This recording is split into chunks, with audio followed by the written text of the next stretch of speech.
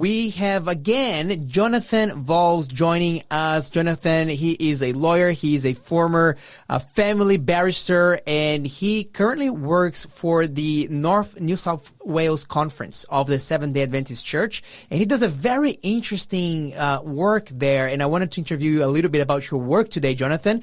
So for our radio friends that were here a couple of weeks back, you might remember Jonathon giving us his testimony about how he studied law in Spain and how his faith was fundamental not only to complete his studies, but also to earn his first job in a very famous law firm in his country, in his city. So, Jonathon, welcome again to the show. Tell us a little bit about what you do. What is your role working as part of the administration of the Seventh-day Adventist Church? Yes. Thanks for inviting me again. I'm working for the Trust Services Department of our church. And this Trust Services Department is in charge of preparing wills for the people that they need wills, for members of the church, for their families, and for friends of the church, or every person that really struggles economically to prepare a will, because we know that it's not cheap, but we are happy to help in this department to prepare your will. And we believe that it's very important to prepare a will. If you don't have a will, it's important to prepare it. Okay, it's actually quite nice that the church got to be organized enough to offer such service to the community, having someone that is specialized in helping them with their wills. But I wanted to ask you this. A lot of our listeners, Jonathon, they are very young. Mm-hmm. They're maybe in their 20s, maybe early 30s, and they're not thinking about death. They're not thinking about passing away. And we have this idea that will is something that you do when you're maybe in your 70s, in your 80s, maybe when your health is not up there. Would you agree with that? Do you think that this is the way to approach wills? Is something to defer it to the distant future, or do you think that this is young people today should consider that as part of their current situation? What would be your take? I don't blame young people not thinking about they're going to pass away and not preparing a will. I understand the point, but what we are trying to encourage here is that in every stage of your life, it's good to have a will, because we don't know the future.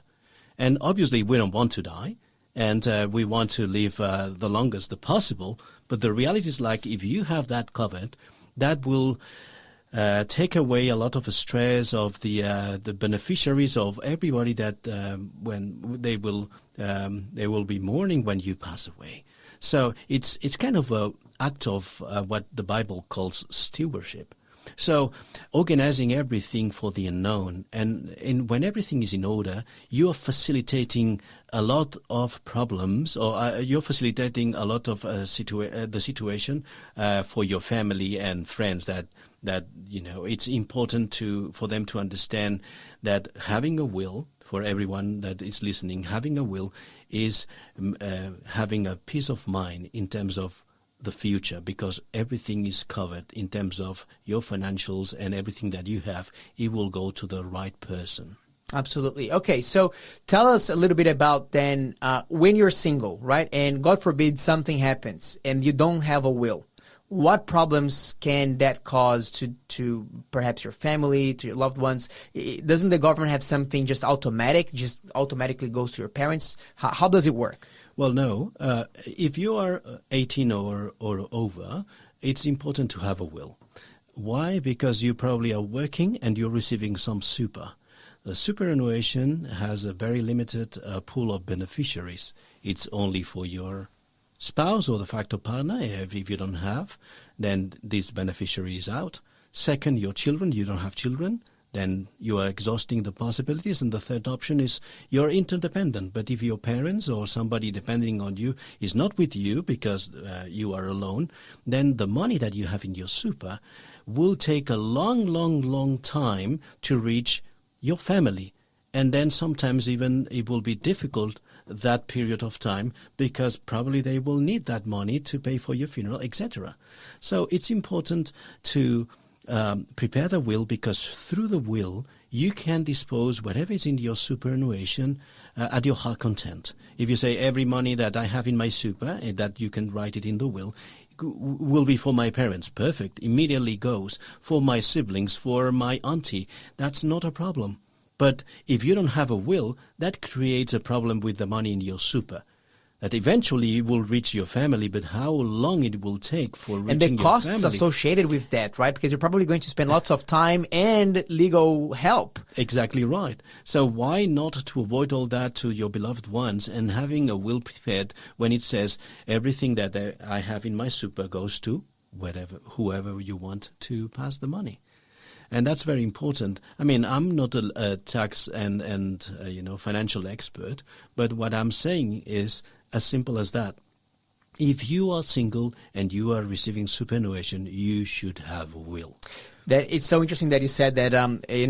Last year we had a sad event in our family where my father-in-law passed away in a tragic accident. And, the entire family was mourning. And then after that mourning period, then the family is asking, okay, what do we do with the assets that he left behind? And because he didn't leave a will, it was not organized. It was such a headache in terms of trying to find out. And there's still things that haven't been organized yet. I even heard my mother-in-law saying, the first thing when I see my husband again, when Jesus comes back, it's first thing I'm so glad that we are here. I'm going to give him a big hug and a big kiss. But the second thing is like, why didn't you organize your stuff before? Because that gave us so much headache. That's right. So there you go. So something that we can avoid. So you mentioned about, being single, and that is actually an important thing to do. What about the next stage of life? Let's say you get married, or maybe after you have kids. Are they also important moments to consider wills? Yes. Every time you change your marital status, your previous will is void. It's not valid. So you have to create a new will. And mainly when you have children and they are minors, the will is a key. It's so important because, first of all, you are providing what we call testamentary trust. And with that testamentary trust within your will, you are saying, meanwhile my kids are minors, my executor will take care of them in terms of whatever it's necessary for the education, advancement, etc. That's one part covered. But the second part is like, if, God forbid, you have an accident and both of you, your wife and you, pass away, your children will have what we call the guardianship. And then in that will, you would say, in that guardianship, I would like my kids, if my wife and we passed, then these are the people that I want them to be the guardians. And because the will is a legal document, that will be enforced immediately, which means that they don't need to go to court. They don't need to appeal for, saying we are the children's and so, but immediately those people that you have nominated as a guardians will take care of your children legally. So they will become guardians immediately. So what happens if you don't have this will and, God forbid, both parents die? What is the process that these children will have to go after that if there's nothing left in written? Correct. So the family or the people that they believe they can be the guardians of your children, they have to write letters of administration to the Supreme Court explaining that they are the best or the suitable to be guardians. But that will take a process. And during that process, your children will be like from one house to the other house and searching for, or probably in a dispute in between the grandparents of one side of the family and the grandparents of the other side, or the aunties or the siblings of the person that has passed away. Okay. So what you're doing with the will is putting the things in order and to say to everybody, this is the way I want my life continue in terms of what happens to my children. And that's something that will help them immensely. Absolutely. Wow. And what about in the event of a divorce? Sometimes the marriage that we intended or anticipated, it doesn't end up in the way that we expected. Correct. And divorce is a very real situation, in Australia, in many places of the world. Mm-hmm. What happens to the will and the testament status then? You mentioned that every time that your marital status change, your previous will is made void. Tell us a little bit about what happens in the case of a divorce. Yeah. When you divorce, you have to do a property settlement in front of, in court. And that stops a possible claim from your ex of anything that you have in common together, because in that property settlement, in simple words, we're saying this is yours and this is mine, and you are not asking me in the future about that. That's number one. Number two, when you pass away, when you divorce, your previous will, it says everything to my spouse.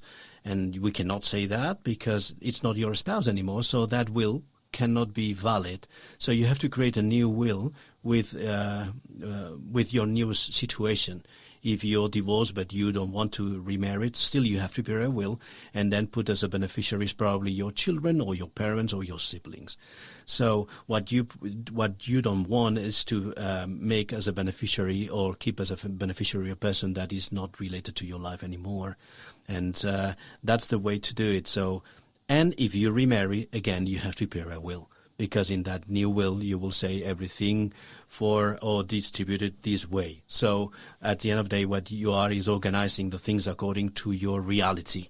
And if your reality is different, that, it's a second marriage. So obviously the second marriage is just revoking the previous one automatically. I understand. Yeah. So Jonathon, you walk us through the importance of wills, for children, for couples with children, for adults that have gone through divorce, even for young adults that just started their life. They're just starting to earn money, but they are single. So how can we get a will done? What do you do? Because I have seen in some shops, like they just, sell like a do-it-yourself will package, $20. Is that the best way to go? Or what do you recommend? And how can people that cannot afford to hire a specialized lawyer access that kind of service? It depends how simple or complicated is your life in terms of your finances and etc. And if it's a first marriage or a second marriage, it's completely different.